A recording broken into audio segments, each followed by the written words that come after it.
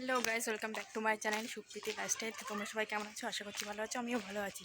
তো আজকে হচ্ছে শনিবার, আর আমাদের ওখানে আজকে কুমোরপুকুর মেলা পুজো আছে, তাই পুজো দিতে যাচ্ছি। তো ভিডিওটা দেখতে থাকো। তো এখন অটোতে উঠে পড়েছি, অটো করে যাচ্ছি মন্দিরের সামনেই। তো মন্দিরের কাছাকাছি চলে এসেছি। তো মন্দিরে গিয়ে তোমাদের সঙ্গে আবার দেখা হচ্ছে।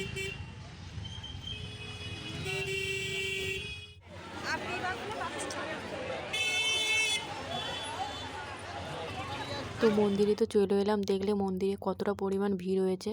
আর এখানে দেখো সবাই প্রার্থনা করছে ধূপ আর মোমবাতি জ্বালিয়ে। মন্দিরের ভেতরটা দেখো কতটা ভিড়। তোমার কথা বলে অধীর হয়ে থাকি, এত দুঃখ। তো পুজো দেওয়া কমপ্লিট হয়ে গেছে, অঞ্জলি দিয়ে আর কি বেরিয়ে এলাম আমরা। আর এতটা পরিমাণ ভিড় হয়েছে যে বেরোতেও পারছিলাম না। তো বেরিয়ে একটুখানি ভিডিও করে নিয়েছিলাম মন্দিরের বারান্দাটায়। তো দেখো এখন মন্দির থেকে বেরিয়ে গেছি।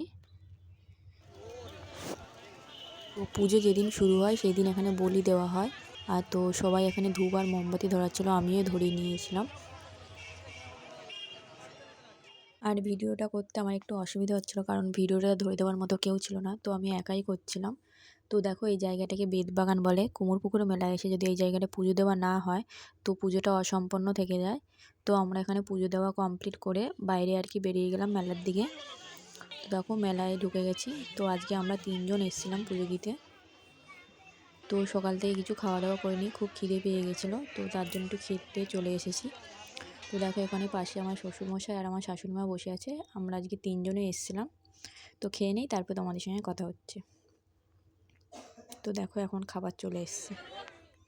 তো খাওয়া শেষ করে আর কি শরীরটা এতটাই খারাপ হয়ে গেছিলো, যার জন্য আর ভিডিও করতে পারিনি। তো ভিডিওটা কেমন হয়েছে অবশ্যই সবাই কমেন্ট করে জানিও।